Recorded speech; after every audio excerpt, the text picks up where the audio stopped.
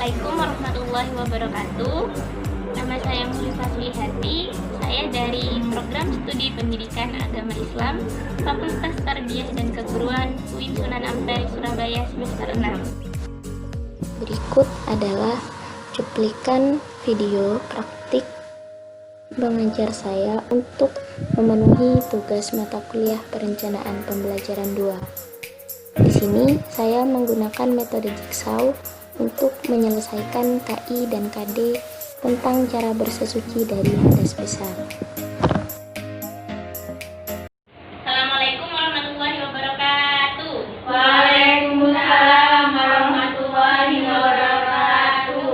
Alhamdulillah, pada pagi hari ini kita masih diberi berkah sehat oleh Allah untuk terus menuntut ilmu. Hingga pada hari ini kita bisa melanjutkan materi pendidikan agama Islam yang sudah dipelajari sebelumnya. Jadi pada pagi hari ini kita akan mempelajari tentang salah satu bab toharoh, yaitu tentang cara bersesuci dari hadas Besar. Sebelum pembelajaran dimulai, mari kita berdoa terlebih dahulu.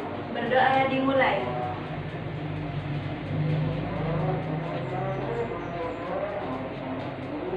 Selesai. Ya, selanjutnya kita membaca Al-Quran dan kita baca surat-surat pendek saja ya. Silakan dipimpin ketua kelas. Bismillahirrahmanirrahim. Qul huwallahu ahad. Allahus samad. Lam yalid wa lam yulad wa lam yakul lahu kufuwan ahad. Bismillahirrahmanirrahim. Qul a'udzu birabbil falaq min syarri ma khalaq wa min syarril ghasiqin idza waqab wa min syarrin naffasati fil 'uqad wa min syarri hasidin idza hasad. Bismillahirrahmanirrahim. Qul a'udzu birabbin nas, malikin nas, ilahin nas, min syarril waswasil khannas, alladzi yuwaswisu fi sudurin nas, minal jinnati wan nas. Ya, selanjutnya kita absen terlebih dahulu. Nuri Hadir. Wardah Hadir. Kiki Dewita Hadir. Yuni. Hadir, Bu. Baik anak-anak, pada pertemuan di pagi hari ini kita akan melanjutkan bab yang sudah kalian pelajari sebelumnya. Tentu kalian sudah mempelajari bab tentang bersesuci dari hadas kecil, sudah kan? Sudah, Bu. Caranya dengan Berwudu. Ya, jadi pada pagi hari ini kita akan mempelajari tentang cara bersesuci dari hadas besar. Kalau kemarin dari hadas kecil itu bersesucinya dengan berwudu, maka bersesuci dari hadas besar dengan cara mandi wajib. Baik. Di sini Ibu akan menjelaskan kenapa kita perlu untuk mempelajari tentang hadas besar ini. Jadi dalam Islam itu sendiri kan sangat dianjurkan untuk menjaga kebersihan ya. Ya. Bahkan ada suatu makalah yang mengatakan bahwa kebersihan adalah sebagian dari iman. Maka dari itu Islam sangat menganjurkan kita untuk menjaga kebersihan diri sendiri maupun dengan lingkungan. Salah satunya diatur dalam hukum Islam, yaitu fikih bab toharoh. Jadi, jika kemarin bab toharoh itu tentang wudu, maka hari ini kita akan membahas tentang mandi wajib.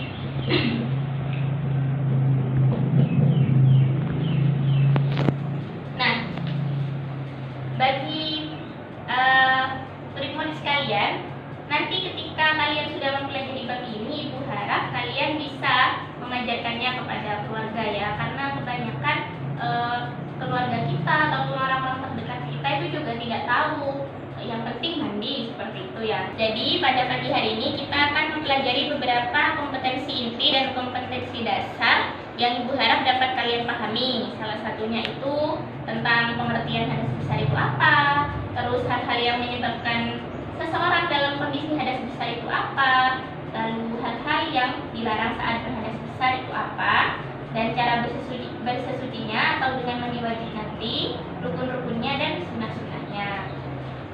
Jadi nanti sistem pembelajarannya itu kalian akan Ibu berikan bagian-bagian yang harus kalian pahami, gitu ya. Jadi nanti di sini Ibu punya beberapa kertas. Nanti di sini kalian sudah dapat bagian apa yang harus kalian pahami dan pelajari.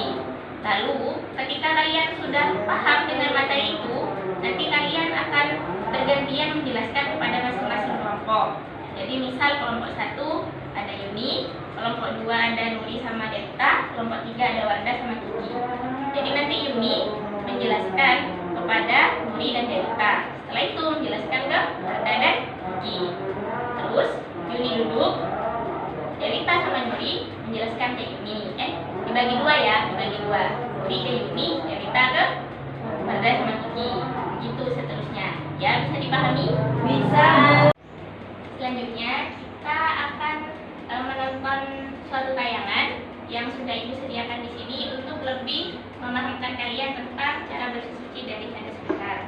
Sekarang waktunya boleh dipisah-pisah dulu, jadi kalian mengikuti tindakan kecil. Baik, Bu.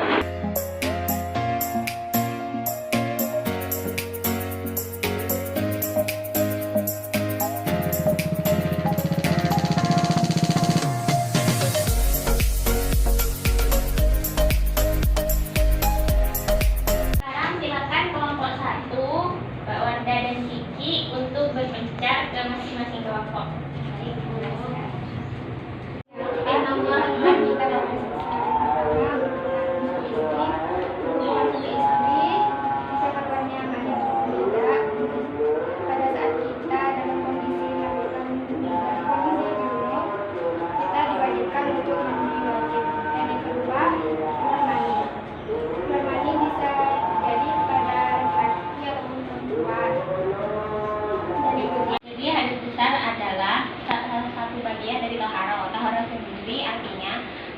Menyucikan diri, pakaian, dan tempat.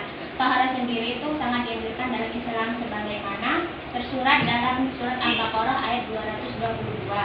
Berbunyi innallaha yuhibbul tawwabina wa yuhibbul mutatahhirina, yang artinya sesungguhnya Allah menyukai orang-orang yang bertaubat dan menyukai orang-orang yang menyucikan diri. Ya, barusan sudah dipaparkan penjelasan dari kelompok 1 ke masing-masing kelompok. Sekarang kelompok 1 bisa kembali ke tempatnya.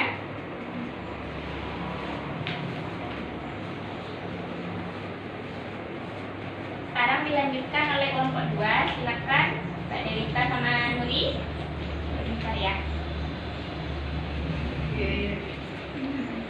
Saya di sini menjelaskan tentang apa yang tidak boleh kita lakukan saat hadas besar.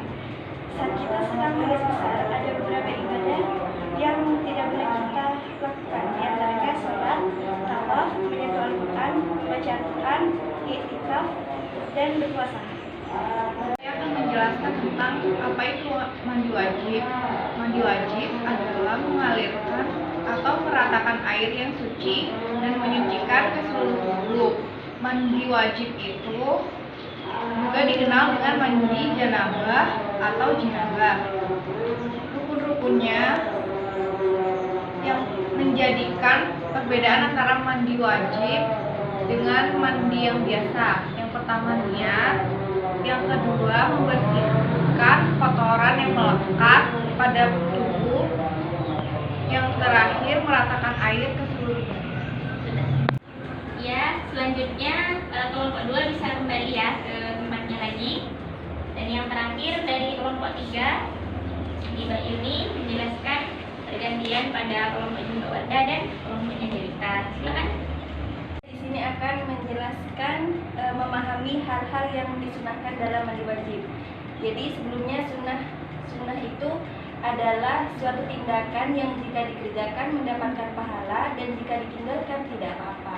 Nah, dalam mandi wajib ini ada sunnah-sunnah yang dianjurkan. Yang pertama itu membaca basmalah, yang kedua berwudu sebelum mandi, yang ketiga menggosok seluruh badan, yang keempat mendahulukan anggota badan yang kanan daripada yang kiri dan dilakukan secara berturut-turut.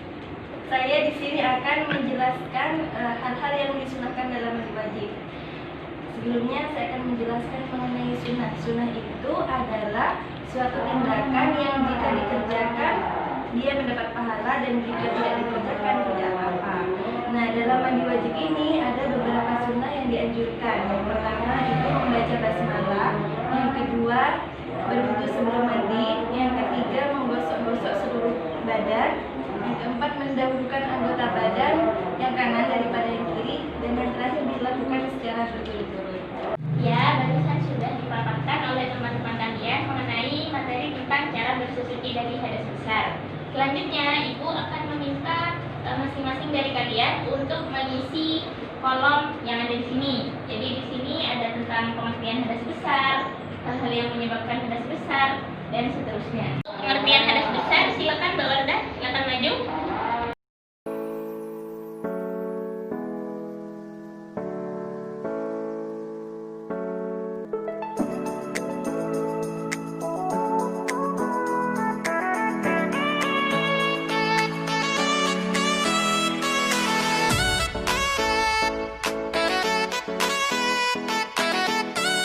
Di sini Mbak Wardah sudah menuliskan tentang pengertian hadas besar, bisa kembali ke tempatnya.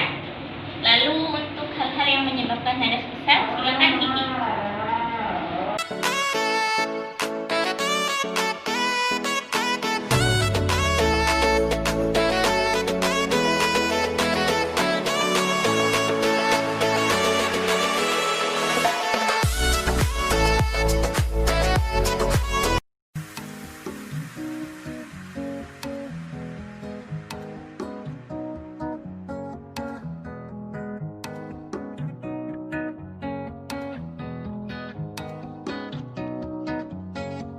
Silakan kembali ke tempatnya.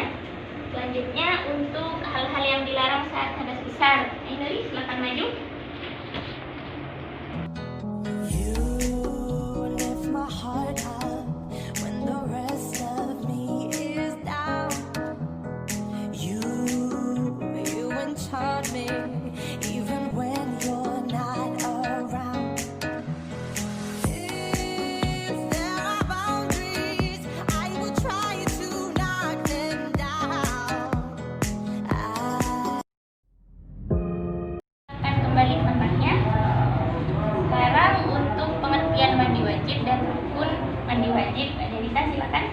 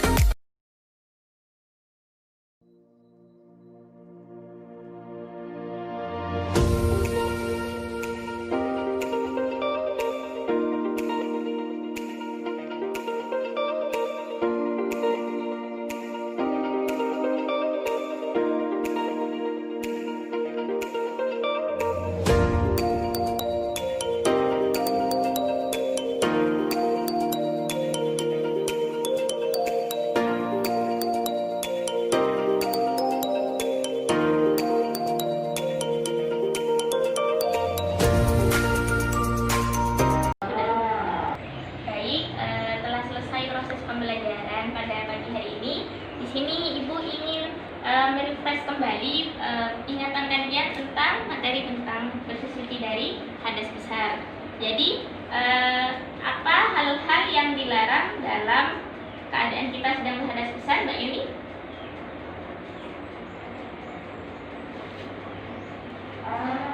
Tawaf, menyentuh Al-Quran, membaca Al-Quran. Ya. Selanjutnya tentang sunnah-sunnah dalam mandi wajib bisa disebutkan, Kiki? Pertama, membaca bismillah. Kedua, berwudu sebelum mandi. Ketiga, Ya, bagus sekali. Selanjutnya tentang pengertian hadas besar bisa dijelaskan, Erika? Hadas besar adalah suatu kotoran yang tidak dapat dilihat kasat mata. Lalu selanjutnya hal-hal yang menyebabkan hadas besar, apalagi Nuri selain yang disebutkan tadi?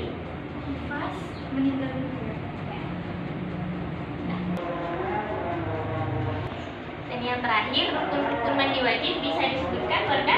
Ya, yang pertama niat, yang kedua membersihkan kotoran makanan badan, yang ketiga meratakan air ke badan. Ya, bagus sekali. Jadi pembelajaran pada pagi hari ini jadi bisa kita simpulkan bahwa hadas besar itu adalah suatu kotoran yang menempel di badan kita secara kasat mata, dan itu membuat terhalangi kita untuk melakukan beberapa ibadah. Salah satunya adalah sholat, yang kedua itikaf, yang ketiga puasa, yang keempat menyentuh Al-Quran.